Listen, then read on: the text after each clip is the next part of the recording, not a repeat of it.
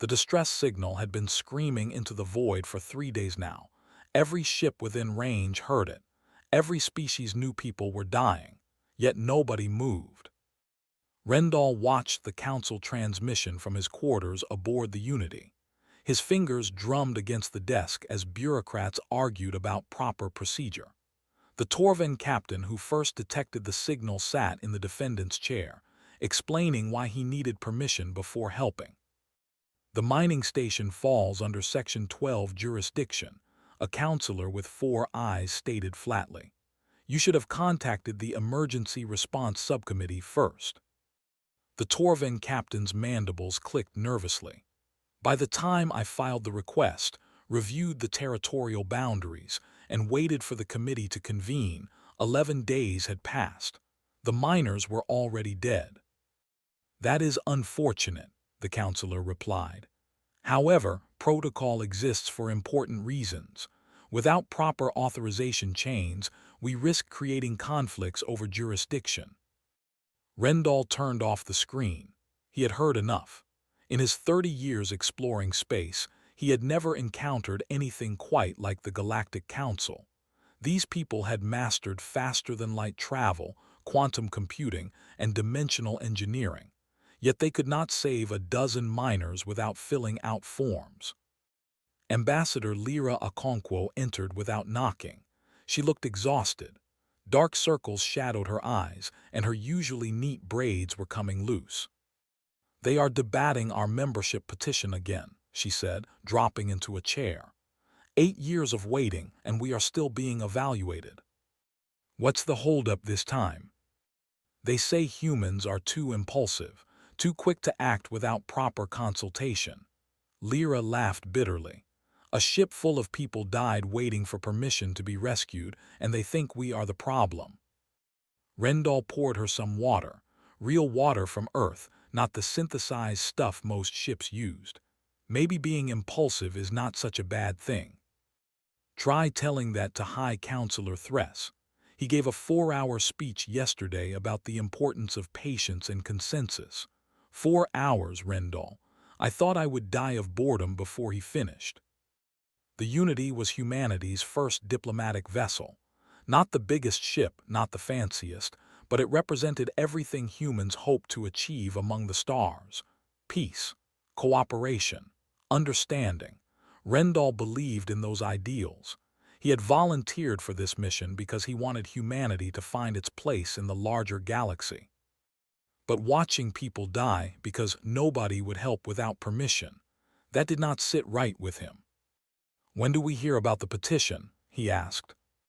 Tomorrow, the full council votes on whether Earth becomes an official member species. Lyra rubbed her temples. They are going to reject us. I can feel it. Why would they do that? We passed every evaluation. We submitted all the required documents. Because they are afraid of us. Lyra pulled up a holographic display. Look at this. The council assigned investigators to study human history before first contact. They found hundreds of examples of humans helping each other without requesting official permission first. The display showed images from Earth. A human pulling another from a burning vehicle. Medical workers treating disaster victims. Strangers forming human chains to rescue someone from floodwaters. Firefighters running into collapsing buildings. They see these as warning signs, Lyra continued. Evidence that humans do not respect proper authority. They worry we will cause chaos. Rendall stared at the images. To him, they showed the best of humanity. People seeing someone in trouble and immediately helping. No committees, no request forms, just action driven by basic decency. What kind of civilization considers helping people a character flaw? He wondered aloud. One that has spent 50,000 years building a bureaucracy, Lyra replied. The council believes their system prevents conflicts. If everyone must request permission before acting, nobody can overstep boundaries or make things worse. But people die while waiting for permission. They consider that an acceptable cost for maintaining order. Rendall thought about the mining station. 12 people slowly suffocating while request forms moved through endless channels. Children maybe, families, people with hopes and dreams, all snuffed out because proper procedure mattered more than lives. "That's insane," he said quietly. "That's the galaxy we are trying to join." Lyra stood and stretched. "Get some rest. Tomorrow will be difficult regardless of how the vote goes." After she left, Rendall could not sleep. He kept thinking about the differences between human culture and galactic civilization. Humans had grown up on a dangerous planet. Predators, diseases, natural disasters. They learned early that hesitation could mean death. When someone needed help, you helped them, immediately, without thinking. Apparently, that made them dangerous primitives in the eyes of the galaxy. He pulled up the Council's public records and started reading. Trade agreements that took decades to negotiate. Territory disputes that lasted centuries because nobody would make decisions without endless consultations. Military alliances that collapsed because authorization to defend allies came too late to matter. The system was broken. Anyone could see it. Yet the species of the galaxy clung to it like a lifeline, terrified of what might happen if they allowed themselves to act freely. One file caught his attention. It detailed a plague outbreak on a Kelvin colony world 20 years ago. A nearby medical ship had experimental treatments that might help. They offered to assist immediately. But galactic law required the Kelvin government to formally request aid. Then the medical ship needed authorization from their home world. Then a panel of experts had to evaluate the situation. Then the Council's Health Committee had to approve the intervention. The process took 6 months. The plague killed 2 million Kelvin before help finally arrived. The medical ship's captain had written a desperate appeal. "We could have saved them," the report stated. "We were right there. We had the cure, but we were not allowed to help without permission. I will never forgive myself for following orders instead of following my conscience." Rendall closed the file. He understood now why the Council feared humanity. Humans would never have waited 6 months while people died. They would have helped immediately and dealt with the consequences later. That was not recklessness. That was basic morality. Tomorrow the Council would vote on humanity's membership. Rendall suspected Lyra was right. They would be rejected. Humans were too different, too unpredictable, too willing to act without asking permission first.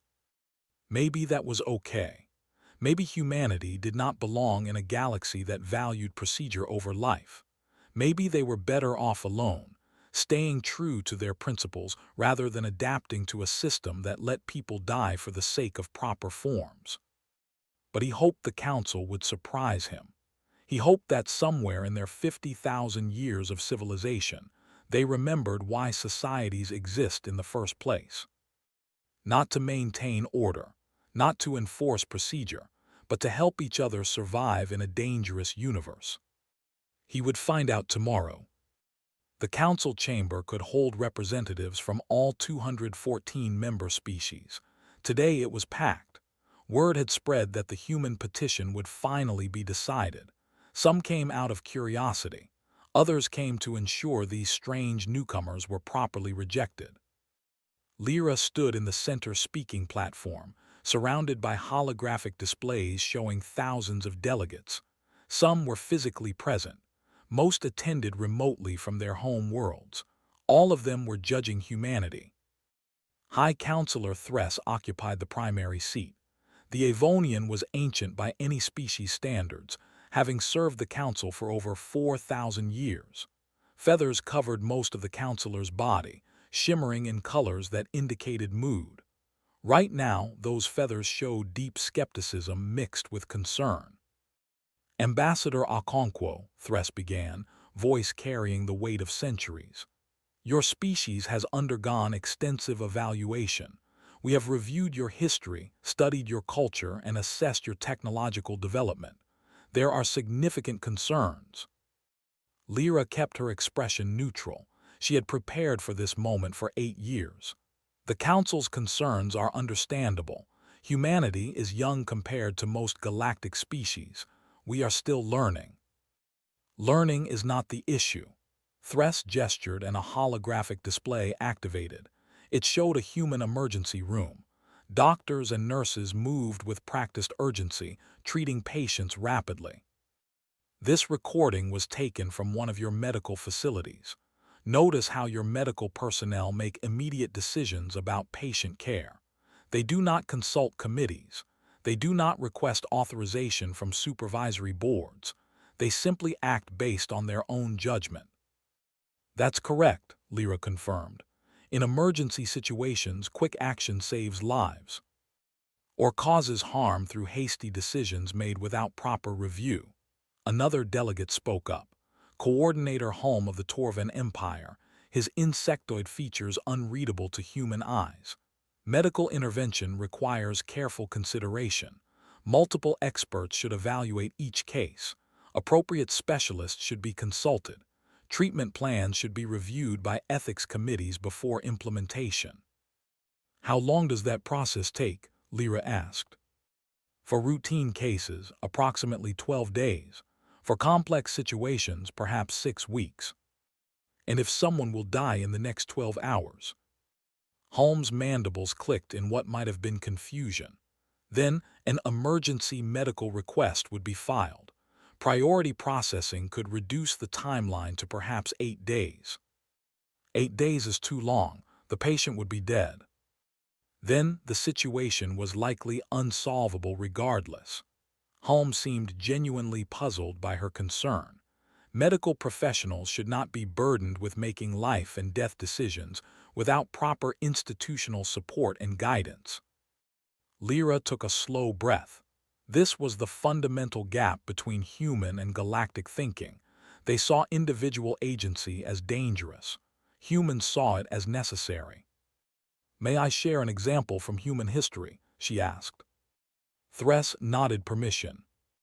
Lyra pulled up her own display. It showed grainy footage from centuries ago. A human in uniform stood on a bridge as water rushed beneath. The bridge was collapsing. On the far side, a vehicle had crashed, trapping people inside. This person was an off-duty police officer named Rivera, Lyra explained. She happened to be crossing this bridge when the accident occurred. The bridge was failing. Safety protocols said to evacuate immediately, but people were trapped in that vehicle. Rivera did not wait for permission. She did not file requests for authorization to attempt a rescue. She acted. The footage showed Rivera running across the unstable bridge, pieces of concrete falling around her. She reached the vehicle and began pulling people out. 1, 2, 3. The bridge shook violently. Rivera got the last person out and they ran. The bridge collapsed seconds after they cleared it. 5 people lived because Rivera acted immediately, Lyra said. If she had followed proper procedure, requested authorization, waited for specialized rescue teams, all 5 would have died. Or perhaps Officer Rivera would have died along with them, Thress pointed out. Individual action without proper oversight creates unnecessary risk. Rivera understood the risk. She chose to take it anyway because saving those people mattered more than her own safety. That is what humans do. We see someone in trouble and we help. Immediately. Another delegate spoke. This one was Pallian, a species that resembled crystalline structures more than organic life. Their voice chimed like bells. But what gives individuals the right to make such choices? Officer Rivera decided the bridge was stable enough. She decided the rescue was possible. She decided those lives were worth risking her own. All without consulting engineers about bridge stability, without medical professionals evaluating the victim's chances, without ethicists weighing the moral calculus of one life versus 5. How can one individual possibly have enough wisdom to make such decisions? She did not have all the wisdom, Lyra admitted. She had something different. She had courage and compassion and the willingness to act when action was needed. Courage without wisdom is foolishness, Thress stated. The Galactic Council was founded on the principle that collective wisdom surpasses individual judgment. We require requests and authorizations because groups make better decisions than individuals. This system has maintained peace for 50,000 years. Has it? Lyra challenged. Or has it simply prevented anyone from acting good or bad? The chamber erupted in noise, delegates shouting in dozens of languages. Thress called for order repeatedly before the chaos settled. "You overstep, Ambassador," Thress said coldly. "I apologize if I have caused offense, but the Council must understand what humanity believes. We think every sapient being has value. Every individual has the right and responsibility to act according to their conscience, especially when others need help. You cannot request permission to save a drowning person. You cannot fill out forms while someone bleeds to death. You cannot wait for authorization while a building burns. You act. You help. You deal with consequences later." And that philosophy is precisely why humanity cannot be granted council membership, Thress declared. "You are asking us to accept a species that refuses to respect proper authority, that acts unilaterally without consensus or oversight, that values individual judgment over collective wisdom." "We value both," Lyra insisted. "Wisdom matters, consultation matters, but there are moments when action cannot wait, moments when the only thing that matters is helping another sapient being survive. In those moments, humans act." Hulme leaned forward. "What if you act wrongly? What if your intervention makes things worse? What if you help the wrong people or damage something you do not understand?" "Then we learn from our mistakes and try not to repeat them. But we would rather risk making mistakes through action than guarantee failure through inaction." Thress's feathers displayed deep orange, indicating finality. "The Galactic Council exists to prevent chaos. Individual action without proper oversight leads to conflict, confusion, and catastrophe. Humanity's philosophy is incompatible with civilized society." "Or maybe," Lyra said quietly, "civilized society should include the option to help each other without asking permission first." Silence filled the chamber. Every delegate considered her words. Some seemed thoughtful, most seemed appalled. "The Council will now vote," Thress announced. "All those in favor of granting Earth full membership status indicate support." Lyra watched the voting display. Green lights represented approval. Red lights meant rejection. The display filled with red, overwhelmingly red. Only a handful of green lights appeared, scattered among the sea of rejection. "The petition is denied," Thress declared. "However, in recognition of Earth's technological achievements and cultural contributions, we grant provisional membership. Humanity may observe council proceedings and participate in limited diplomatic exchanges. Full membership will be reconsidered in 20 years, provided humanity demonstrates ability to adapt to proper galactic protocols." 20 years. 2 decades of proving humanity could suppress its instincts to help people immediately. 2 decades of learning to value procedure over compassion. Lyra bowed respectfully and returned to her delegation area. Rendall waited there. "Provisional membership," she told him. "Better than nothing, I suppose." "Is it?" Rendall asked. "If the price of full membership is becoming like them." Lyra had no answer for that. 3 months of provisional membership had taught humanity one clear lesson. The galaxy operated on patience humans did not possess. The Unity drifted near the border of Council space, monitoring communications traffic as part of their limited diplomatic duties. Rendall reviewed reports from other human vessels scattered across the galaxy. Every ship told similar stories. Problems that needed immediate solutions being delayed by request processes. Emergencies that stopped being emergencies because help arrived too late. "Incoming transmission from the borderland territories," his communications officer reported. "Multiple systems are experiencing sensor network failures." Rendall pulled up the data.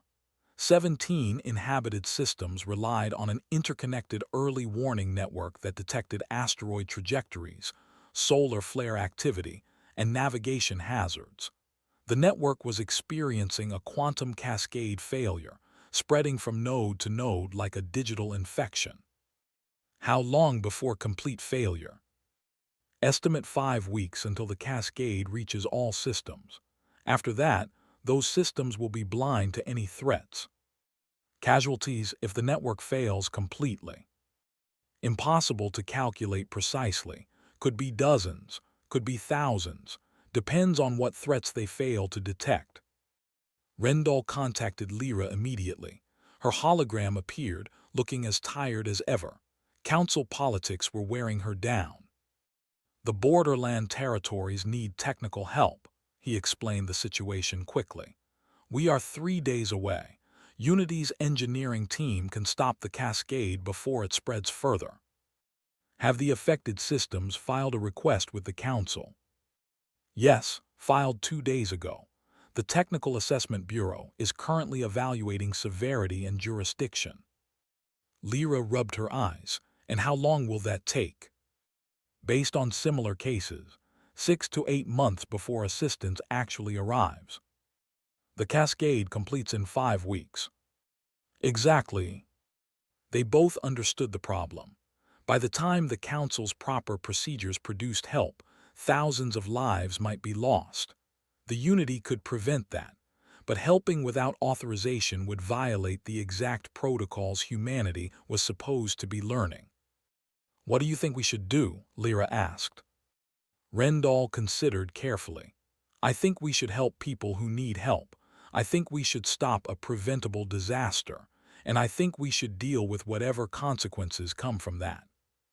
The Council could expel us entirely. Humanity's provisional membership could be revoked. Everything we have worked for could end. Is membership worth more than thousands of lives? Lyra was quiet for a long moment. Rendall could see her struggling with the decision. She had dedicated 8 years to bringing humanity into the galactic community. 8 years of patience, diplomacy, and compromise. All of it balanced against the simple fact that people needed help right now. I need to inform the Council we are taking action, she finally said. You mean request permission? No, I mean inform them. There is a difference. Lyra opened a direct channel to the Council chamber. It was improper to interrupt proceedings without following correct request channels, but apparently she no longer cared about that. High Counselor Thress was in the middle of a speech about resource allocation when Lyra's hologram appeared in the chamber. Ambassador Okonkwo, Thress's feathers displayed irritated yellow. You are interrupting formal proceedings. If you wish to submit a comment, you must file a request for speaking time with the Unity is 3 days from the borderland territories, Lyra interrupted. We can stop the cascade failure before it spreads further. Captain Rendall has the technical capability and the expertise to solve this problem. The chamber went silent. Every delegate understood what was happening. Humans were about to violate protocol again.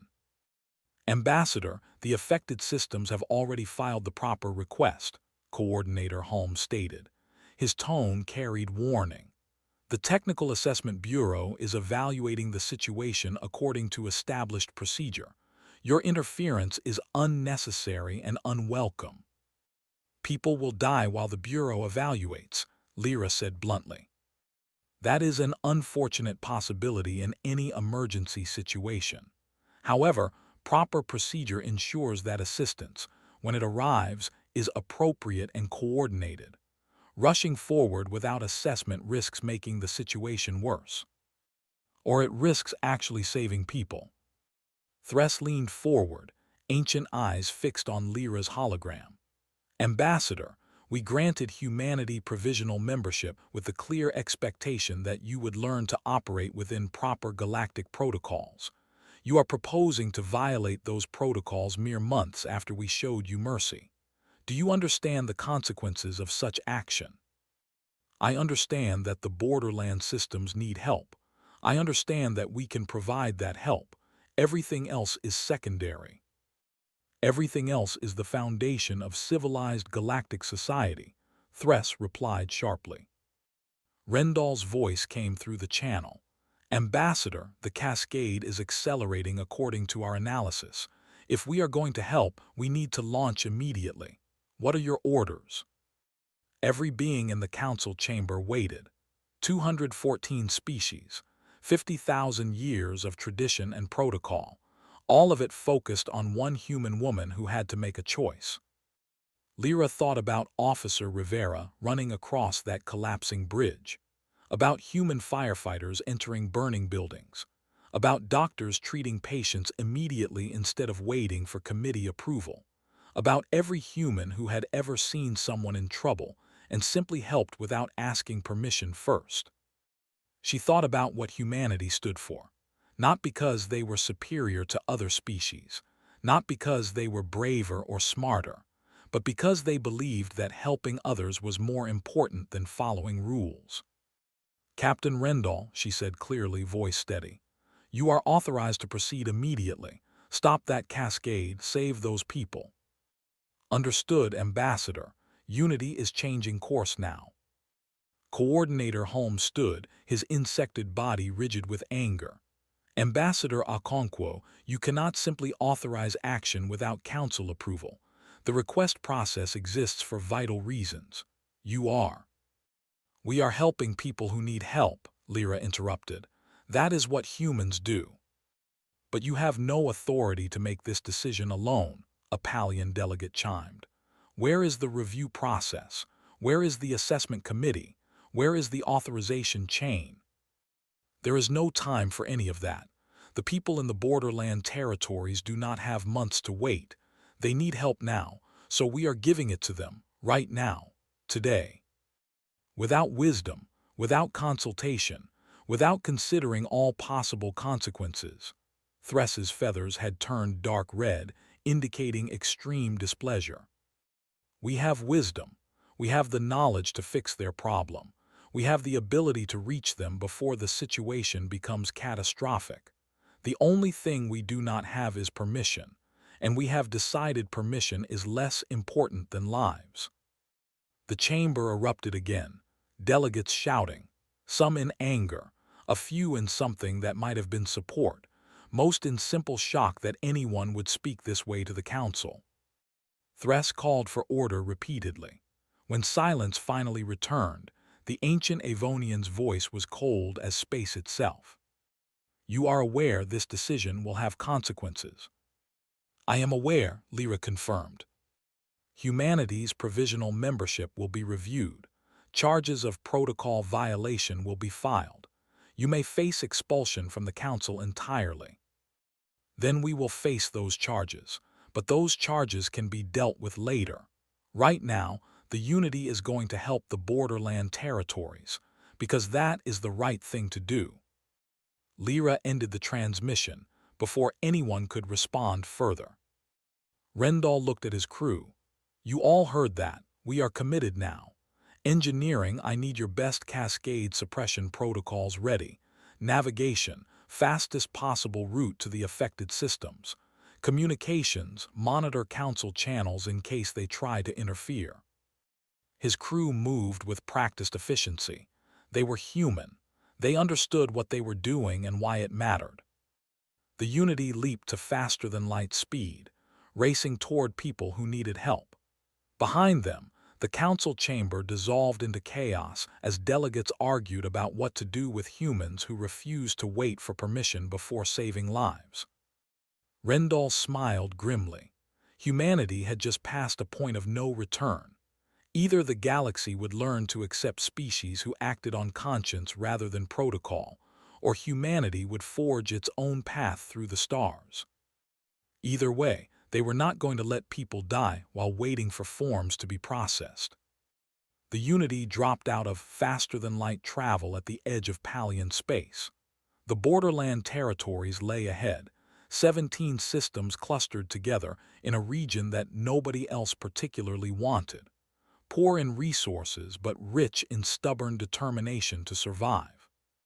Receiving hail from local traffic control, the communications officer reported.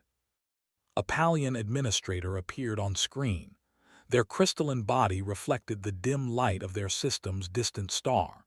Human vessel, you are not scheduled for entry. Please transmit your authorization codes and explain your presence. This is Captain Rendall of the Unity. We received your distress call about the Cascade failure. We are here to help repair your sensor network. The Pallion's colors shifted through confused patterns. We filed the assistance request 3 days ago. The Council estimated 8 months before evaluation completion. How did you receive authorization to respond so quickly? We did not wait for authorization, Rendall admitted. Your people need help now. We can provide it. That is enough.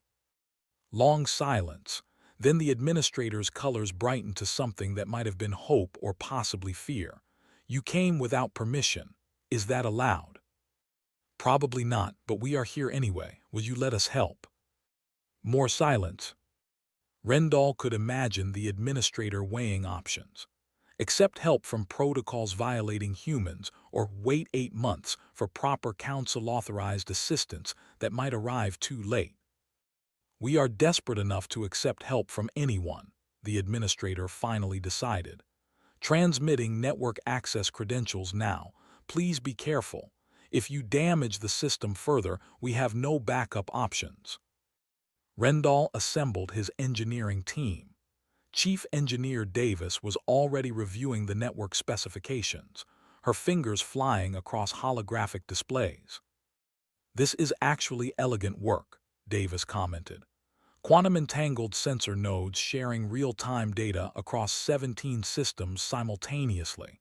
But the cascade failure is corrupting the entanglement protocols. Each corrupted node infects its neighbors. Can we stop it? Definitely. It will take time, though. We need to isolate the corrupted nodes, purge the bad code, restore proper entanglement protocols, then synchronize everything again. 3 days minimum if nothing goes wrong. Then get started. The Council is probably already preparing charges against us. I want this finished before they figure out how to physically stop us. Davis and her team transported to the Pallion Central Network Hub. The Pallions watched with obvious anxiety as humans began working on their only defense against cosmic threats. Humans work differently than most species. Davis explained things as she went, teaching the Pallion technicians her methods. She did not hoard knowledge or follow strict procedures. She adapted to problems as they appeared, making decisions quickly and trusting her expertise. You do not consult with your superior before making changes, one Pallion technician observed. Captain Rendall trusts me to do my job, Davis replied while rerouting quantum pathways. I am the expert in network engineering. He is the expert in commanding ships. We each handle what we know best. But what if you make an error? Who reviews your work? I review my work, and if I make a mistake, I fix it. Davis isolated another corrupted node. Look here. See how the cascade spreads.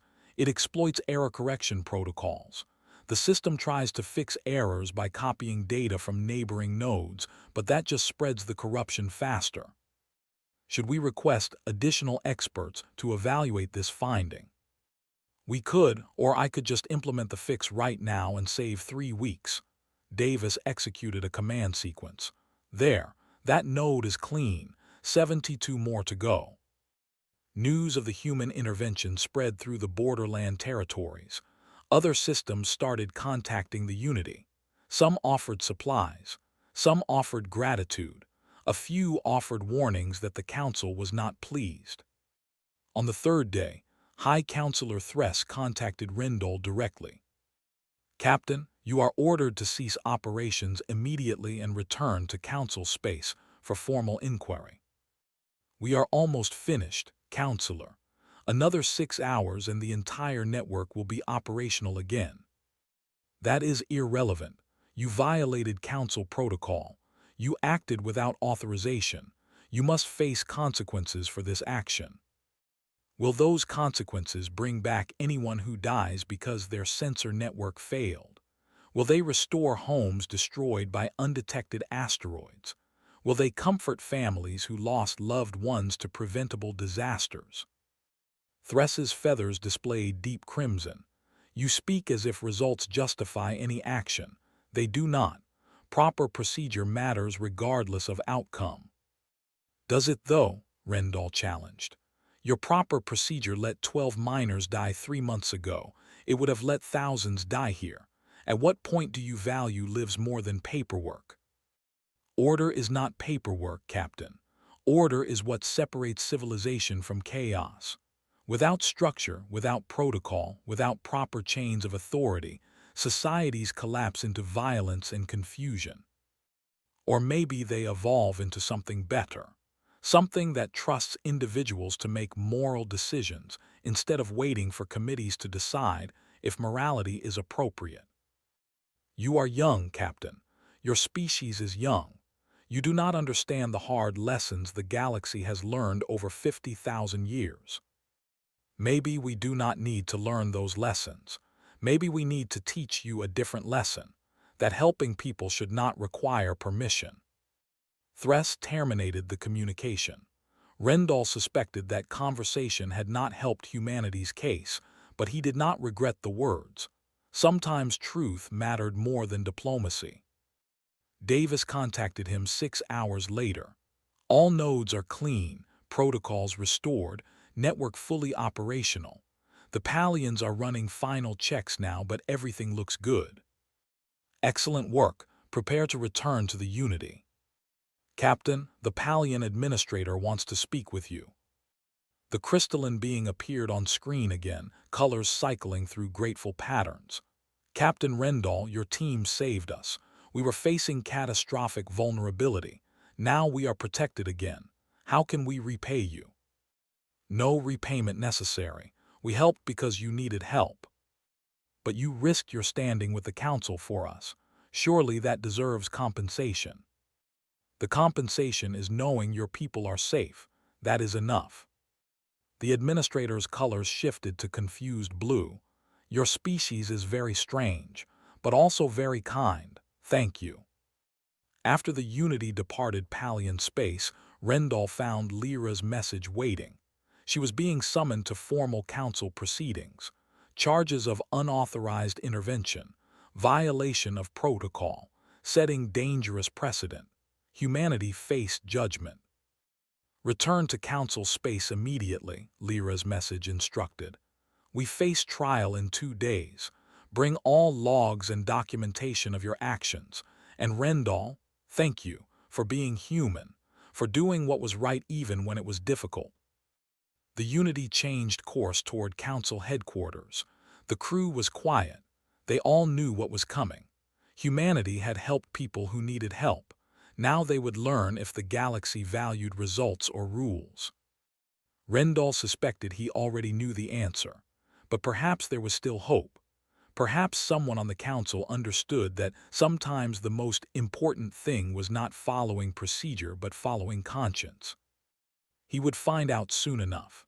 The trial would determine not just humanity's fate, but possibly the future direction of galactic civilization itself. Would the Council continue valuing protocol over lives? Or would they learn from humans that morality sometimes required action without permission?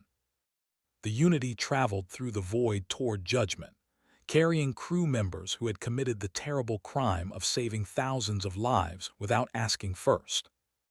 The council chamber felt different during a formal trial. All pleasantries vanished, replaced by cold judicial procedure.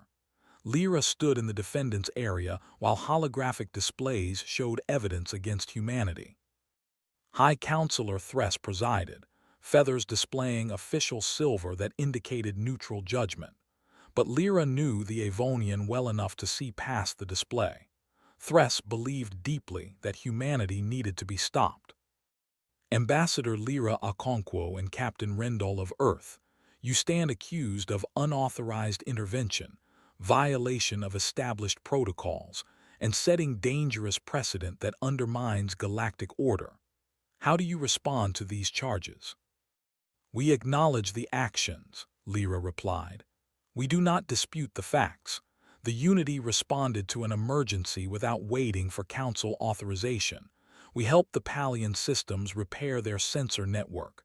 We violated your protocols. You say this without remorse. We say this without regret. People needed help. We provided it. We would make the same choice again. Coordinator Holmes stood to present the prosecution's case.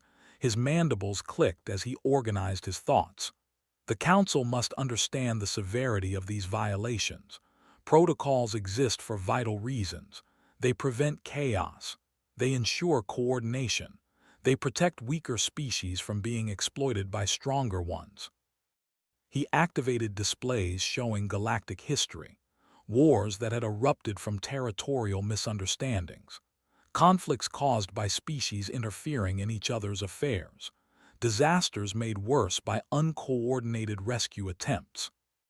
Every one of these catastrophes could have been prevented by proper procedure, Holm argued. The request system is slow, yes, but it is thorough. It considers all factors. It prevents hasty actions that cause more harm than good. Did our actions cause harm? Lyra asked. That is not the point. You could have caused harm.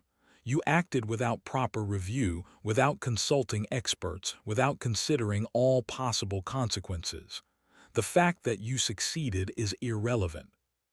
The next species to bypass protocol might not be so fortunate. A Kelvin delegate stood. I wish to speak in the human's defense. Thress's feathers shifted to surprised orange. This is irregular. Trials typically do not include character witnesses. Perhaps they should, the Kelvin replied. His species resembled aquatic mammals, though they breathed air like most sapients. 6 months ago, my trading vessel experienced life support failure. A human merchant ship was nearby. They did not request permission to assist. They did not wait for authorization. They immediately transferred oxygen supplies to my ship. My crew lived because humans acted without asking. That incident was reported and investigated, Holm countered. The humans received a formal warning for violation of protocol. They received a warning for saving 12 lives. Does the council not see the problem with that? More delegates began standing. A Palian administrator, an Avonian doctor, a Torvan military officer, all of them sharing stories of human intervention, help given freely and immediately without regard for proper procedure. Thress tried to restore order, but the testimonials continued. Species after species describing how humans had helped them, often in violation of protocols but always with positive results. This proves our point exactly, Holm insisted. Humans consistently refuse to follow proper channels. They act unilaterally based on individual judgment. This behavior cannot be tolerated in civilized society. Why not? Lyra challenged. Every being here has heard testimony about lives saved, problems solved, disasters prevented, all because humans helped without asking permission first. What exactly is the problem with that? The problem is order, Thress stated firmly. The problem is authority. The problem is ensuring actions are properly considered before being taken. Ambassador, I understand your species evolved on a dangerous world. You developed instincts for rapid response to threats, but those instincts are unsuitable for galactic civilization. Or maybe galactic civilization is unsuitable for reality, Rendell said, speaking for the first time. Counselor, 3 months ago you presided over a hearing about miners who died waiting for rescue authorization. You expressed regret but insisted protocol had been followed correctly. Do you still believe that? The tragic outcome does not invalidate the importance of proper procedure. 12 people died because nobody would help without permission. How is that proper? Thress's ancient eyes met Rendell's. How many wars have been prevented because species must request permission before entering each other's space? How many conflicts have been avoided because actions require consensus before implementation? How many disasters have been prevented because experts review situations before anyone acts? The request system has maintained peace for 50,000 years. Has it maintained peace? Lyra asked. Or has it just prevented anyone from doing anything, good or bad? The chamber erupted into arguments, delegates shouting over each other, some defending the protocols that had structured their lives for millennia, others questioning whether those protocols still served their intended purpose. A voice cut through the chaos. Coordinator Holm raised his primary manipulator for attention. The chamber gradually quieted. I have been frustrated by bureaucracy my entire career, Holm admitted. I command a military fleet. I understand the cost of hesitation. I have watched allies fall because authorization to assist came too late. I have seen enemies escape because permission to pursue required committee approval. I believed this was necessary. The price of order. He paused, mandibles clicking in distress. But I was wrong. 20 years ago, my home colony was attacked. We sent requests for military assistance to our allies. By the time those requests were processed, approved, and acted upon, the battle was over. We lost because our friends asked permission to help us. That is war, Thress said. Conflict introduces urgency that civilian situations do not require. Is it only war? A young Avonian delegate stood. Lyra recognized the diplomat whose life a human doctor had saved. I was dying from an allergic reaction. The human doctor did not wait for approval, did not request authorization. She simply treated me. By your own protocols, she violated 17 regulations, but I am alive because she cared more about my life than your forms. Rules exist for the greater good, Thress insisted. Do they? The Avonians spread their wings. Or do rules exist to make us feel safe while we ignore the suffering of others? The human doctor saw someone dying and acted. That is not chaos, counselor. That is compassion. Thress was silent for a long moment. Finally, the ancient being spoke quietly. What you describe would change everything. If individuals can simply decide when to act, authority becomes meaningless. Chain of command breaks down. The entire structure of galactic civilization would need to be reconsidered. Maybe it should be, Lyra said gently. Not abandoned, not destroyed, just reconsidered. You can keep your request system for normal operations, trade agreements, territory negotiations, resource allocation. But for emergencies, for situations where lives hang in the balance, trust sapient beings to do what is right without requiring permission first. And if they act wrongly, then they learn from their mistakes. But at least they acted. At least they tried to help instead of watching people die while waiting for authorization that might never come. Thress looked around the chamber. 214 species. Thousands of years of accumulated civilization. All of it built on the foundation that order required control, that proper procedure prevented chaos, that individual action was dangerous without oversight.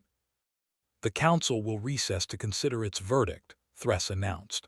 We will reconvene in 1 hour. Lyra and Rendal waited in an adjacent chamber. Neither spoke. They had said everything that could be said. Now the galaxy would decide if humanity's way had merit or if humans were simply reckless primitives who needed to learn proper behavior. The hour passed slowly. Finally, they were summoned back. The council chamber held complete silence as Thress stood to announce the verdict. 4,000 years of service to galactic civilization had taught the Avonian many things, but this moment required something the ancient counselor had rarely needed before: change. This council has deliberated carefully, Thress began. We have reviewed the charges against humanity. We have considered the testimony. We have examined our own history and the principles upon which galactic civilization was founded. Lyra held her breath. Rendal stood beside her, calm and ready for whatever came. Ambassador Okonkwo, Captain Rendal, you violated established protocols. This is indisputable. You acted without authorization, bypassed proper channels, and set precedent that undermines our traditional systems. Thress paused. However, we must acknowledge what that precedent represents. You saved thousands of lives. You prevented suffering. You demonstrated that sometimes action cannot wait for approval. "What is the verdict, Counselor?" Lyra asked quietly. Thress's feathers shifted through complex patterns. "The charges are dismissed." Shock rippled through the chamber. Coordinator Holmes stood quickly. "Counselor, we cannot simply excuse violation of fundamental protocols." "Can we not?" Thress turned to face the full council. "For 50,000 years, we have built systems designed to prevent wrong action. But somewhere in that time, we became so afraid of doing wrong that we stopped doing anything at all. We created procedures so complex that helping others became impossible without navigating bureaucratic mazes. We valued order over compassion. We prioritized protocol over lives." The ancient Avonian's voice carried weight that made every delegate listen. "The humans are not guilty of undermining civilization. We are guilty of forgetting why civilization exists, not to maintain order for its own sake, not to enforce procedures because they have always existed, but to help sapient beings survive and thrive in a dangerous universe." "But how do we maintain order if individuals can simply act whenever they believe action is needed?" a Pallian delegate asked. "We establish new protocols," Thress replied. "We reform our system to balance collective wisdom with individual initiative. The Council hereby adopts what we shall call the Emergency Action Provision. Any species may respond immediately to situations involving imminent loss of life or catastrophic disaster. Action first, reports later. Accountability remains. But authorization is no longer required when lives hang in the balance." "That is revolutionary," Holmes said slowly. His mandibles clicked with what might have been approval. "It changes everything." "Perhaps everything needs changing. The galaxy has evolved. Our systems must evolve with it." Thress looked directly at Lyra. "Humanity's provisional membership is hereby upgraded to full membership status. Not because you have learned to follow our ways, but because you have taught us to remember ours. You reminded us that morality sometimes requires acting without permission." Lyra felt tears threatening. 8 years of work, 8 years of patience, 8 years of hoping humanity would find its place among the stars. And now that place was secured not by conforming to galactic expectations, but by staying true to human values. "Thank you, Counselor," she managed to say. "Do not thank me yet. Your word has already begun spreading through the galaxy." "Our word?" "Yes, the word you spoke when authorizing the Unity to help the Pallian systems. Humans have introduced a concept that now echoes across galactic civilization." Thress's feathers displayed something that might have been amusement. "Your word is causing quite the revolution." Rendolph frowned. "What word? I said many words during that mission." "One word specifically. When I asked if you were requesting permission to render aid, Ambassador Okonkwo replied with a single word that shocked the galaxy. Yes." "I do not understand. Yes is a common word in every language." "Not in the context you used it," a Kelvin delegate explained. "For 50,000 years, the response to any request has been maybe, under consideration, pending review, requires assessment, or some other form of bureaucratic delay. Nobody simply says yes and acts immediately, until humans showed us that sometimes yes is the only answer that matters." Other species began sharing how yes was spreading through their cultures. The Torvan Empire established rapid response teams authorized to act without command approval. They called them yes teams. The Pallian Communion created emergency protocols that bypassed normal consensus requirements. They called them yes protocols. Even the Avonian Collective, Thress's own species, had begun training yes responders. Individuals empowered to make immediate decisions during crises without consulting committees first. "Your word is changing how we think," Thress admitted. "For millennia, Our languages have had elaborate ways to delay decisions, to defer responsibility, to ensure consensus before action. But we had lost the simple power of yes, of seeing a need and responding immediately, of trusting ourselves to act when action is necessary. 6 months later, a familiar situation arose. A distress call from a mining station, the same station where 12 miners had died waiting for authorization. This time, failure of different systems but the same desperate need for immediate help. The nearest ship was Avonian, Captain Thress III, grandchild of the High Counselor. The young captain received the distress signal and immediately changed course without contacting any authorization committees. "Captain, should we request permission before intervening?" the communications officer asked nervously. Thress III thought about the human example, about Officer Rivera running across a collapsing bridge, about doctors treating patients without committee approval, about firefighters entering burning buildings because people needed help, about a simple word that carried enormous weight. "No," the captain replied firmly. "We are going to help right now. But the protocols require. The new protocols require saving lives first and filing reports later. Set course for the mining station. Maximum speed." The Avonian ship arrived within hours. The miners were saved. Captain Thress III filed a brief report afterward. "Emergency assistance rendered. Lives saved. No complications. Will respond the same way next time." The council reviewed the report and filed it without comment. The system was working as it should, finally. Lyra attended a ceremony 6 months later where the council formally recognized humanity's contribution to galactic civilization. Representatives from dozens of species thanked humans for teaching them something they had forgotten: that helping others should not require permission, that morality sometimes means acting immediately rather than waiting for consensus. High Counselor Thress presented Lyra with a crystal sculpture.